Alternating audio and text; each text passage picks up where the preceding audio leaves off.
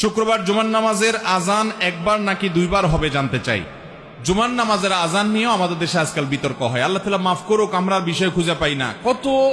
কত মীমাংসিত চূড়ান্তভাবে প্রমাণিত বিষয় নিয়েও আমরা অযথা বাড়াবাড়ি, গন্ডগোল, ফাসাদ এবং টানাটানি এবং মতপার্থক্য করি।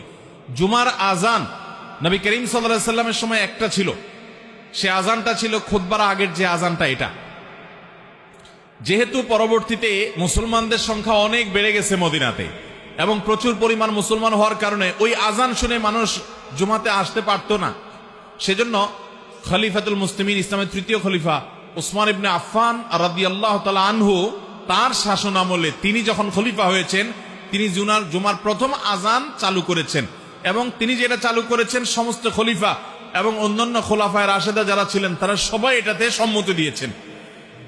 সে আজানটা হলো খুতবার আর অনেক আগে, যেটা আমাদের দেশে প্রথম আজান যেটা আমরা দেই জুমার দিন। তো এই আজানটা একটু দূরে উঁচু জায়গা দেওয়ার নির্দেশ করেছেন তিনি, যাতে করে সবাই জানতে পারে আজকে জুমার দিন।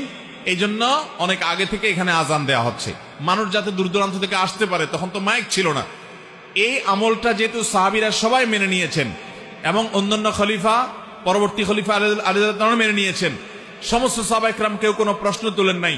অতএব আজকের যুগে যদি কেউ প্রশ্ন তোলে তাহলে বুঝতে হবে সে সাহাবীদের চাইতে দিন 1 ইঞ্চি বেশি বুঝছে। সাহাবীদের চাইতে দিন বেশি বুঝা, এটা লক্ষণ ভালো হতে পারে না। ভাইরা আমার, নবী করিম সাল্লাল্লাহু আলাইহি সাল্লাম বলেছেন, আমার পরে তোমরা আবু বকর, ওমরকে, খুলাফায়ে রাশেদাকে অনুসরণ করবে। ফাআলাইকুম বিসুন্নতি ওয়া সুন্নাতিল খুলাফায়ের রাশিদিনিল মাহদিয়িন, তোমরা আমার সুন্নাহকে অনুসরণ করবে, খুলাফায়ে রাশেদার সুন্নাহ অনুসরণ করবে। অতএব খুলাফায়ে রাশেদার সুন্নাহকে অনুসরণ করার নির্দেশ নবী সাল্লাল্লাহু আলাইহি ওয়াসাল্লাম করে গেছেন। সে আলোকে জুমার প্রথম আজান এটাও সুন্নাহ সম্মত, এটা সুন্নতে খলিফা, আর জুমার দ্বিতীয় আজান এটা সুন্নতে রাসূল সাল্লাল্লাহু আলাইহি ওয়াসাল্লাম।